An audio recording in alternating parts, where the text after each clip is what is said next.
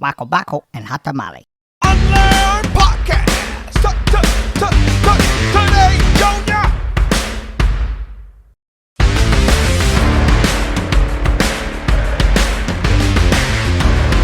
All right, well, we're here, man. We're rolling. Jeff, appreciate you being a part of the show, man. Ladies and gentlemen, without further ado, one of my best compadres, mi amigo, even though he's not Hispanic. You do kind of look like mistakenly Hispanic. We talked about that. You got a tint to you. Yeah. Without further ado, father, husband, businessman, hard worker, ladies and gentlemen, Jeff Skinner. Thank you so much for being a part of the show, man. Yeah, thank you for having me. Yeah. So what'd you bring us for breakfast this morning? Man, we went. You said Dad's favorite. Where's the cereal. box at? You got the box? Yeah, and in true Dad style, I brought what was left at my house, which was Captain Crunch. Captain Crunch berries. And, okay. And more importantly, what was left at my house, because I feel like that's kind of where Dad fits in. Yeah. You know, Whatever's left. We don't let food go to waste. Man, I tell you, one of the things I found out is I'll find out what cereal my kids don't like, and then that'll become my favorite. Yeah, because you know that's all I'll do the same thing with cookies, with chips, Yeah. whatever everyone hates. It's like, okay, I will get that, and I'll know it'll sit on the shelf for weeks. Yeah. Yes. So we actually, generally speaking, my wife is much better about purchasing the wholesome cereals and such than Dad is. So Dad will roll through, and when I roll through, I got to roll through with the giant box. Yeah. But Family size. Yeah, because that's where I get so a lot of my kids were, my wife she homeschools our kids. She gets a lot more time with them than I do. So the way I catch up with do the lightning meter is I come through with them sugars. There you go. So, not every day. Yeah. But just every once in a while I'll roll through with a big box of something that I know she wouldn't purchase. There you go. And then I get hugs and kisses and That's what I'm talking about, man. So, well, bro, let's have a cereal toast. Yeah. Awesome podcast, man. Thanks again for being a part. Let's see what these crunch berries are talking about. they crunch them. They're working. I like the ratio of actual Captain Crunch to the crunch berries. Yeah. Sometimes especially in the bags, it's got way too many crunch berries. Like it. They have one. It's actually all berries. Yeah. I don't know if I mean. That's spoiling not for them. a whole bowl. That's spoiling them. You know what I mean? Yeah. Yeah. So what are you doing nowadays, man? Well, you know me. I've always got at least 2 or 3 things going. Yeah. So, I did step back from some of the entrepreneurship stuff that we've been doing. I just needed a breather, brother. Yeah. And really just praying about it. And asking God to just give me a direction, And I felt like what I needed most importantly at the time was just some stability. So I went to work for Amazon, and How was that? You like it? I like it. I love it actually. It's been a great influence on my health, for one, overall health. But I will say this about Amazon: it's not for the light at heart. If you're not ready to work from the moment you walk in to the moment you go home at night, it's probably not for you. Yeah. So what do they have you doing? So I'm a driver. I'm a delivery driver. I'm driving one of those big electric Amazon vans. Okay. Which they're just like big solid bricks, man. I mean. So quick question with that: is Yeah. it true that? Because I heard this, but is it true that one day those things will be self-driving? I'm glad that you brought that up, because one of the topics that I figured that we would get into is some AI, right? Okay. Not only is it true, I think it is much closer than the average American could possibly imagine. That's crazy, man. When I say much closer, I and this comes from some other sources too. I've got a couple friends that really follow technology very, very closely. And maybe within 5 years of seeing most of the transportation industry go away. Dude, that's crazy. I mean, Yeah. I don't know what percentage of jobs that is, It's but huge. I mean, Huge. and you talk about the male dominated field, like that is 95% male dominated in just transportation and Well, just transportation industry alone, and the percentage of Americans that are employed through the transportation industry.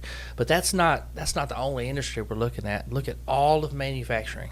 yeah. I mean, all of manufacturing. In fact, Amazon is an interesting company to look at because they're very future oriented. They hold a very high number of patents, yeah. especially when we're talking about robotics and advanced AI applications. Anything in the warehouse is going to be AI and robotics. Transportation, AI and robotics. I mean, you and I have talked about this previously. It's like in our entrepreneurship and what we're getting into, almost looking for AI proof type things to Yeah. get into, right? Yeah. And there's not very many. There's not a lot. There's not very many. And, you know, for a Christian, too, how does this apply with our belief system and where does it fit in? And it is significant. Yeah. It is very significant because and you're going to start hearing this term get kicked around more, but a living planetary living wage. Okay? I heard Elon Musk talk about that. Okay. It's like a universal welfare. That's exactly what it's going to be, right? So and I followed Musk for a while. I think he's a very intelligent person. He's a hard one to figure out for me because I have a lot of things I admire about him, but then I have a lot of reservations about him too. Like, man, this could potentially spin off and go a very dark direction as well, right? Yeah.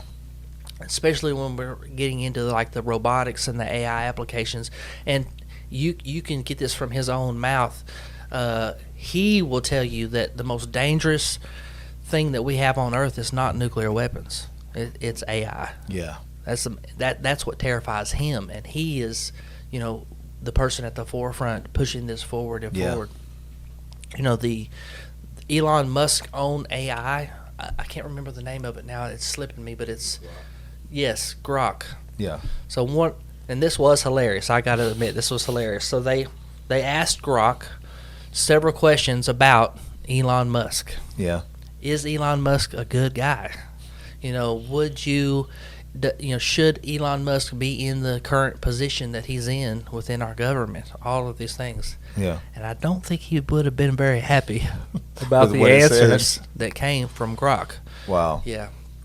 Overall, and I'm totally summarizing here, but Elon Musk, not the best guy according to Grok, not qualified for the position that he currently holds, and even went into, is there, with Doge and with this department that he's in, was there possibly some illicit applications of that department? Right. And the answer was absolutely, according to his own. Dude, that's crazy. Oh, and one last thing that it asked it: do you feel like if Elon Musk heard these answers that he would reprogram you to provide some more positive answers? It said absolutely. Wow. So, I mean, I would. yeah. But I was sitting there when you were talking, I pulled up, have you seen these AI generated, like with the YouTube videos that See you 'em cannot every day. tell? The only way difference. that I could tell sometimes is around when someone's speaking. You can look in their lips, in their mouth area sometimes, and you can see a slightly, but that's going to get better. Like, look at this. I'm not going to play this exactly because he's cussing and stuff in it.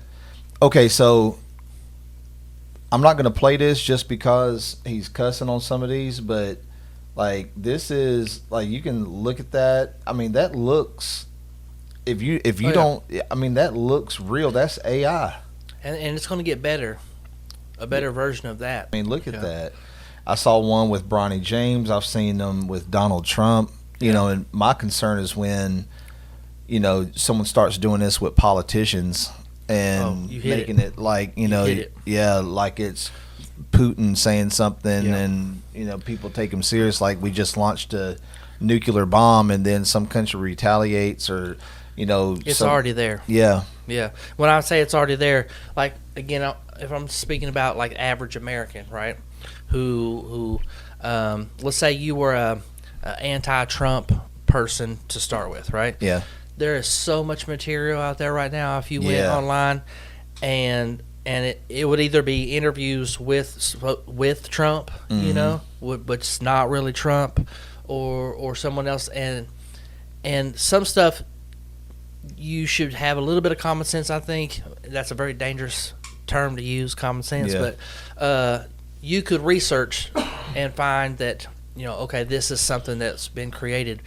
But average American doesn't have time to do that, or is not interested in doing that, and especially if it fits in the agenda that they are already trying to push. Yeah. Where we are really getting into some dangerous times right now. We have are. a mutual friend, our buddy that does the stuff with the lab, the technology guy. Right? Yeah, That's what I'm tech talking guy. about. He was just over at my house a couple of days ago, and this is what we were talking about: was AI applications and robotics. I don't know if you've seen the new Google robot, the humanoid robot, and it is not.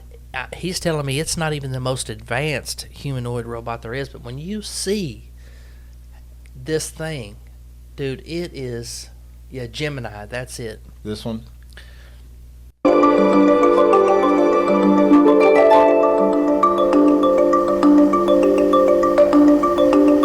Hey, before I forget, real quick, I just want to switch gears for just a second and tell you about one of the best media companies in East Tennessee. Listen, there's this group called Knoxspot Media, and they're responsible for so many of the graphic designs, the websites, video editing that you see locally. I'm telling you, man, they are really good. So whether it's podcast, apps, databases, video stuff, websites, or graphics, Knoxspot Media is one of the best in the industry. And they're literally right around the corner. They give free estimates on every one of their services.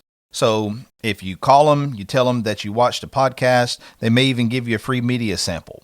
So visit Knoxspot.com for your free consult today. All right, I had to say it. Let's get back to the topic. It's just I don't want to say crazy time. It's a key period in time in our existence, but it's one that I don't think any Christian father, husband is prepared for, no matter who you are. You could be a prepper. I don't think that anybody ever, when we were a kid growing up and we were thinking about what our life was going to be like when we became a husband, we became a father, could have possibly prepared for, okay, I'm living in a time when robotics potentially taking away every job, nearly every job. Yeah. Think about if you're a creative, not anymore. Okay. Yeah, everything's Chat GPT and they can create stuff in seconds. Content in seconds. Create websites, not anymore. Yeah. AI is creating an entire website in a minute and a half that it took you or I, a week to do. It's done. Yeah. All of that goes away. I mean, if you're a business owner, though, what would you rather have? A complaining employee that shows up late, don't show up at all, tries to sue you as soon as you start making money, quits, tries to steal your clients, or somebody or a AI that is never late, never complains, Absolutely, AI. Yeah, for now. But here's the thing: is AI starts out as the employee. Yeah. Pretty soon, it's the business. Yeah. Right. So you are an employer. You employ this application until it makes your job, your business, obsolete. And so now AI becomes the business. So now you no longer own a business because your function is now performed completely by AI, and you no longer have that opportunity. That's what it's going to come to. I mean, I'm sitting here thinking about all the different jobs that AI and robots will be able to do. And to Elon's point, he was talking about, almost 85-90% of all jobs. Everything will be done better by computers or even robots. Things like cooking food, preparing food. Yeah. I mean, all of these, your stirrers, all of these things can all be automated and be done with robotics. I mean, everything from harvesting, they have GPS-driven combines out in the farms. Yeah. I mean, everything can be done with robotics. Where do we fit in that? And so the person that is pro AI that says we have nothing to fear says, well, AI still has to be programmed. There has to be a human input. Okay. Once it receives that input, there's nothing else needed. How many people does it take to provide human input? Right. And AI is so the majority of intelligence for the first time in human history. The majority of intelligence no longer lies with humans on this planet. Did you know that? I did not. The majority of intelligence now lies with AI. AI is more intelligent than humans on this planet. That's a fact. Because AI learns at such a more rapid pace than a human learns. AI is learning through scanning in photos, and we are no longer the most intelligent being on the planet. It's just like its ability to process information and receive information and retain information. Absolutely, it doesn't forget.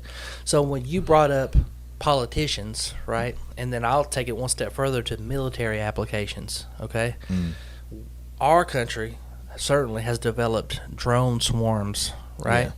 When I mentioned that you can live stream a war that's going on right now, that's absolutely true. What you're looking at is drones getting into unmanned warfare, which is a very dangerous place to go. It almost is like, what's the point? Yes. I mean, what it's going to get to is who has the most powerful technology, which when you're talking about America and China, who has the most powerful technology right now? Who would you say has the most powerful technology right now? I'd like to say America. You would like to. Yeah. I would like to. It's not true. Who would you say? Oh, China by far. Here's the thing. So America, I will say this, America leads the way in technological developments. What China specializes in is stealing that technology and expanding upon it. Okay? So, for example, these chips, right? NVIDIA and this advanced computing chips. America may lead the way in technological breakthroughs. China is far better at stealing that technology and expanding rapidly upon it. Yeah. And they have all the manufacturing. How many items do you think in your home have that stamp made by China? 60, 70%? I would even guess to say it's far north of that. Think so? Wow. Absolutely. So where does that fall with like the stock markets and stuff like that? Because even now AIs can get in there and trade stocks, predict stocks, futures, and it's all going to be affected. With the stocks, I will be honest with you, that's a little bit murkier for me. I'm trying. I know that there are even bots now that can predict, can make stock picks, and I know that's something that's already taken place. NVIDIA is one of the most highly traded companies on the NASDAQ that's out there. And then you start talking about applications of cryptocurrency. And we've been talking about cryptocurrency for years. Where does this all culminate for me is tribulation. All of it, right? And I know we just took a big leap right there. Yeah. But for me, that's where all of these are all factors that culminate in one overall setting. And that setting is one that is familiar to me because I've had somebody telling me about it since I was about 4 or 5 years old, sitting in Sunday school. So I'm saying all of these factors that we've been touching on today, really they're layers of a very complicated picture, right? Yeah. Especially if you're a father, a husband, and you're looking at the longevity and the safety, security of my family through this very strange period of time that no one else has ever lived through. I'll tell you what I'm thinking about is, exactly what you said, but as a father, as a husband, you're looking at how can I provide for my family? Yeah, absolutely. And then you're like, okay, in the next 10, 15 years, AI and robots are doing all the jobs. I don't think you got 10 to 15 years, brother. I really don't think so. So you think we're like in the 5 years. In the end of end times, that's what you think? I think you have 5 years before AI takes such a significant step up, and we start seeing this welfare system is for better lack of terms, that's what it's going to be. Universal salaries. Because there's already unmanned But what's vehicles on the road. What's the point? I mean, you were talking about a complete society makeover, because if we're not working, that's for the past how many ever thousands of years we've been on this earth. That's been the social norms. Is man gets up, he works, he creates, he dominates. If we're not doing that, what's the motivation? So these are the new round of questions, right? Yeah. That we start contemplating, and I'm glad that you went there with it, because I'll even take it a little bit step further. And I'm having this conversation with our mutual friend who we know stays up on technology and is very, very much engaged in this. I started asking this. Okay, let's say everybody goes to this living planetary wage. How do you advance yourself? Does everyone get the same wage, right? Or is there tiers? Yeah. And let's say there's tiers. Just spitballing.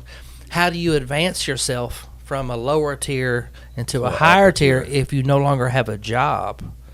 So what qualifies you to be? Because now we're talking about classes in society. You'd almost have to do some sort of reparations, like a universal reparations for everybody as well. I don't even know the answer to it.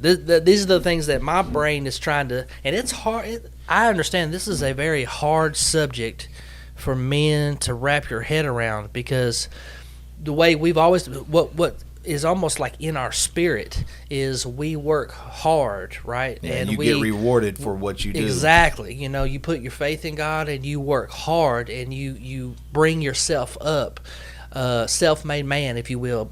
In that, what if you don't have that ability any longer? You won't.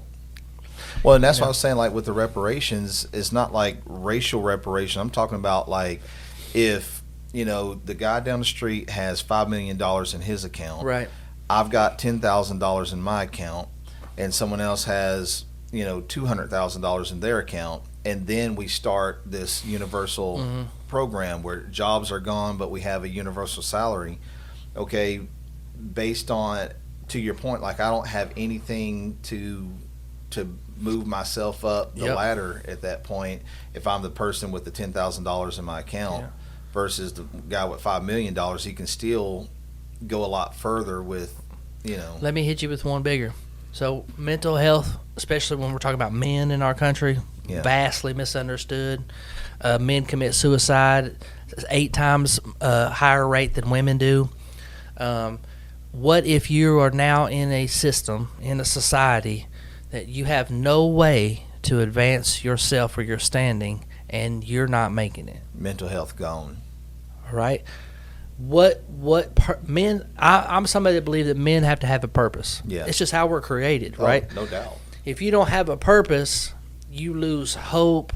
A lot of men, they'll work their entire lives, they retire, pass away. Yeah. It's because you lose purpose. So what if you now are born into a society where you have no purpose but to be? What does that do for men? What does that do for our society? So then we start losing men. Men are checking out. Or let's just put it this way. The man that we have left after that point, we don't want. Yeah. All right? Somebody that doesn't have a purpose, doesn't have a work ethic. What does that look like? And then where does our society go from there? Our birth rates are already at a critical low. Yeah. Are we going to be able to repopulate? We don't know. Don't know. Now you get into a society where men have no purpose.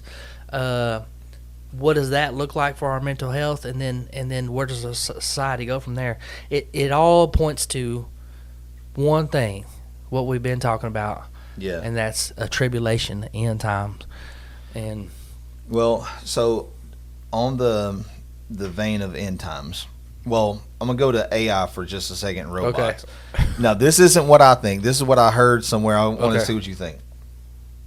All right. So we're talking about the military warfare with, using robots and stuff. Mm-hmm.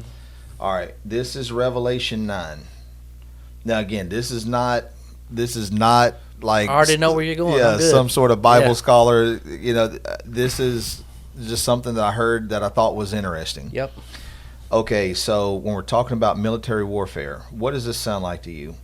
All right, this is Revelation 9, verse 3. Then out of the smoke, locusts came upon the earth, and to them was given power, as the scorpions have power of the earth. They were commanded not to harm the grass or any green thing, but only those men who did not have the seal on their foreheads. So I'm gonna keep going. Let's see.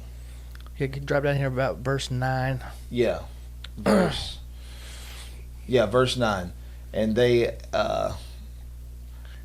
start. It's describing what they look like. I'll start at verse 7. The shape of the locust was like horses prepared for battle. On their heads were crowns of something like gold, and they had faces like face of men. They had hair like women's hair, so on and so forth. I'm trying to read. There was a part where it said that. Okay, here it is. Back in verse 3. No. Okay, my whole point was. Are these drones? Are these drones? They're drones. Now, I mean, I will absolutely give you my opinion about this. We're talking about not just drones, but this entire part of Revelations, which I've had a fascination with Revelations, so it just happens to be something that I've looked into quite a bit. So keep in mind, the time this was written, if you had a vision of, let's say, an Apache helicopter, okay? Yeah. You wouldn't know what an Apache helicopter is, right? Or a submarine, because one of these verses talks about rose out of the depths and fired like the breath of the dragon. Yeah. Right? If you saw a submarine shoot a missile, and we're in biblical times right now, how would you describe that? They had breastplates like iron. This is how you would describe that. Right. The sound of their wings was like the sound of chariots with many horses running into battle. Yeah. Or zzz, helicopters. A bunch of them. I think that what this is describing to me, and this is my opinion, may not be shared by others, is this is a biblical description of modern technology, of modern warfare. We're talking about drone swarms, helicopters, submarines. This is how somebody would describe that. They had no idea what they were looking at. They just had a vision of modern technology in at a biblical time. Yeah, absolutely. I just thought that was interesting when I'd heard that, and I'm gonna read some more. I'm gonna ask some more like Bible thumpers about see what they say about it. But I mean, it's interesting nonetheless. So but you're saying you feel like we're in the last of the last days. This is where I personally feel like we're at. I feel like if we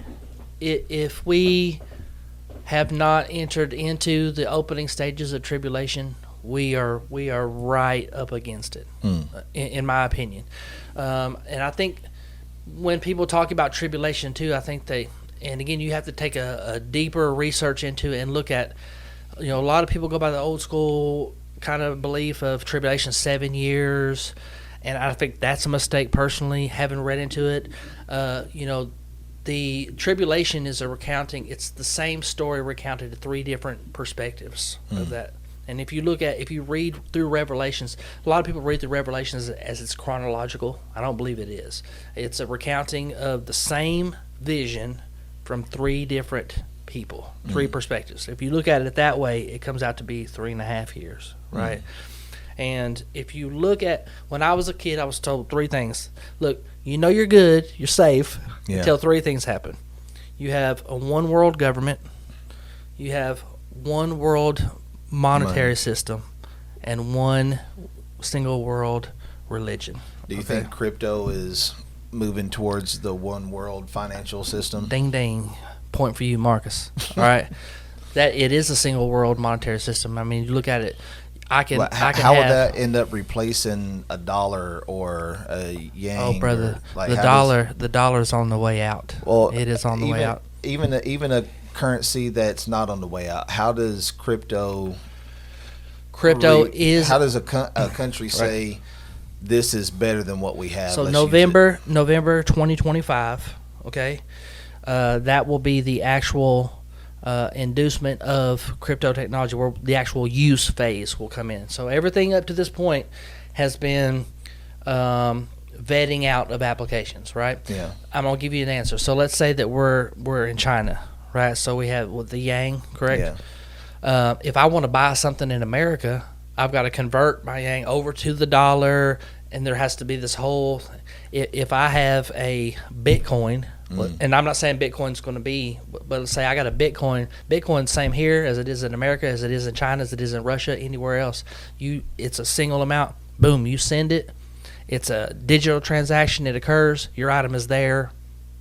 Is that not a lot better than converting your currency over and figuring out what a conversion rate, exchange rate, right? Yep. But here's the thing: is there's going to be an event, and I believe this wholeheartedly. Again, speaking to our mutual friend, they've already kind of had some events that have devalued the dollar, right? Like right now, they're like, "Where's the gold in Fort Knox?" Yeah. The gold is supposed to back up our dollar. It's not there. It's not there, man. It's literally not there. So what makes our dollar anything other than paper?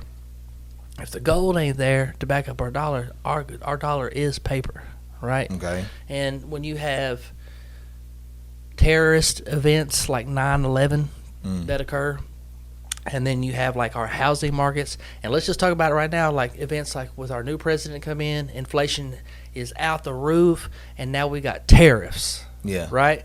And I've looked into tariffs and what they do.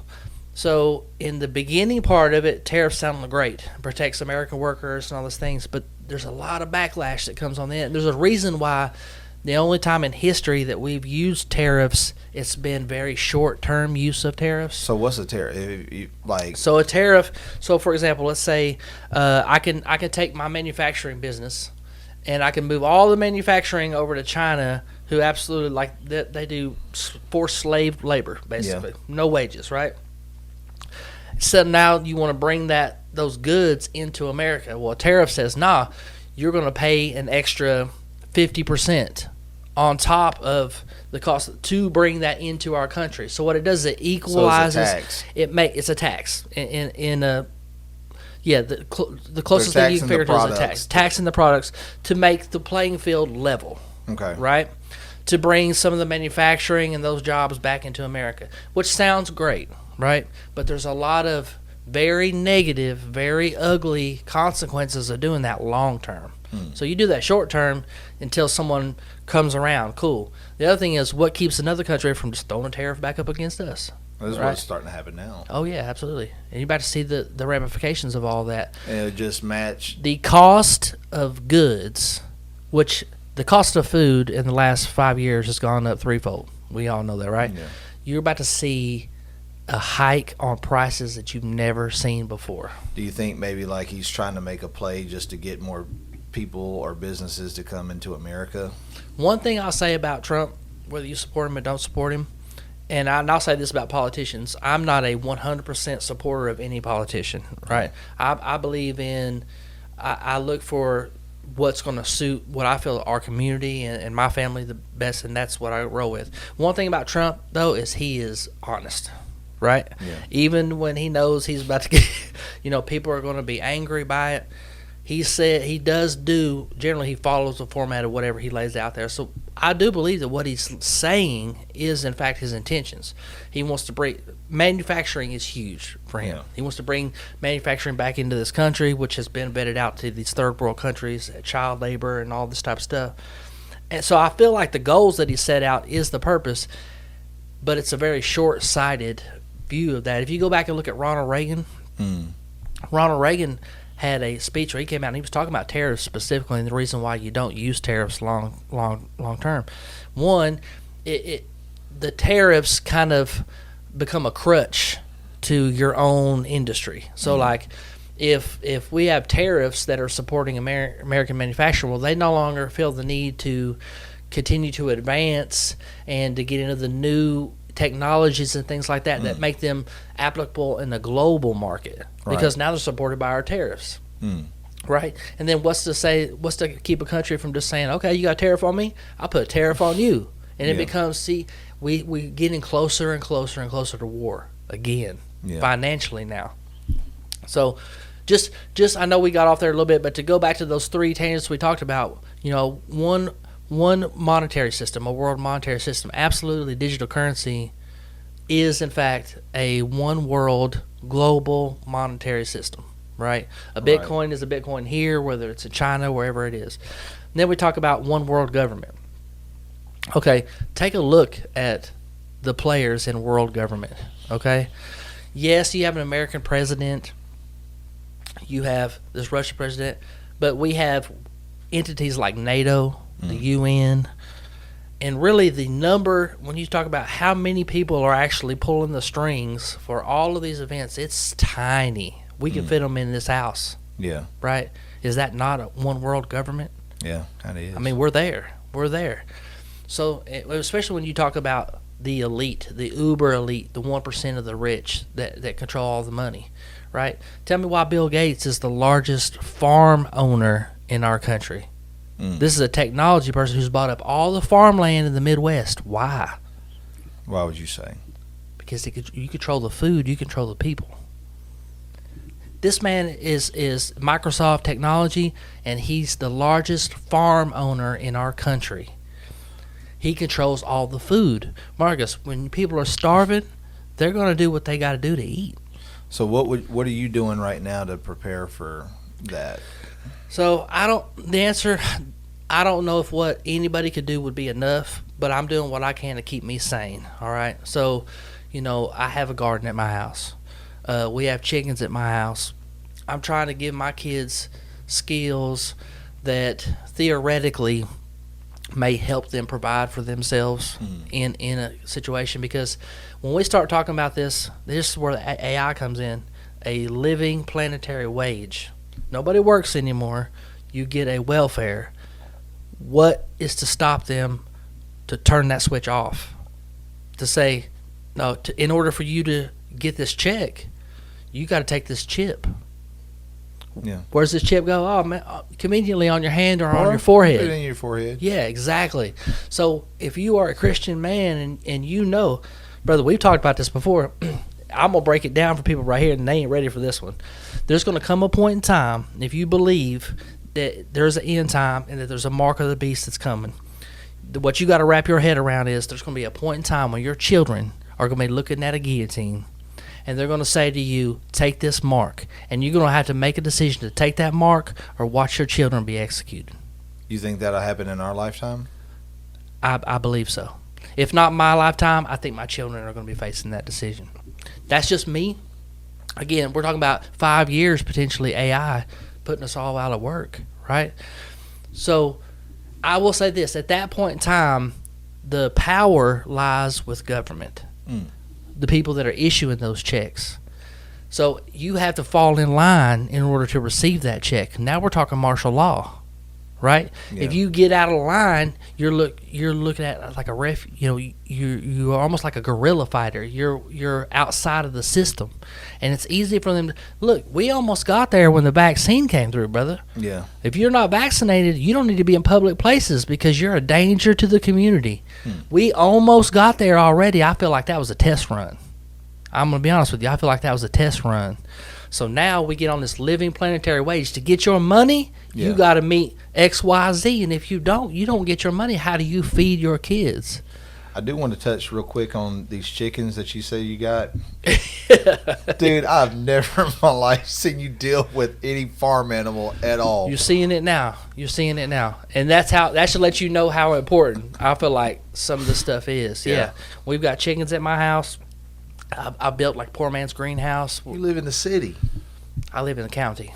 Oh my God. I do live in a suburb, but I will say that don't let that deter you. Like they call it backyard flocks. Yeah. You can have chickens at your house. I just felt, for me personally, for my own sanity, I felt like it was very important for my kids to have skills where they could feed themselves, they could tend to livestock. That's good. I just felt like that was important. That's good, man. Well, bro, we got to get you back for some more. I know you got about 4 or 5 more. Yeah, you got a wellspring of knowledge, man, and Man, you're my guy, man. You're welcome back anytime. And Yeah, I love you, bro. yeah, love you too, man. Appreciate you coming out. And I guess we'll just see you guys next time. Yeah, I'll be happy to be here. All right, that's it.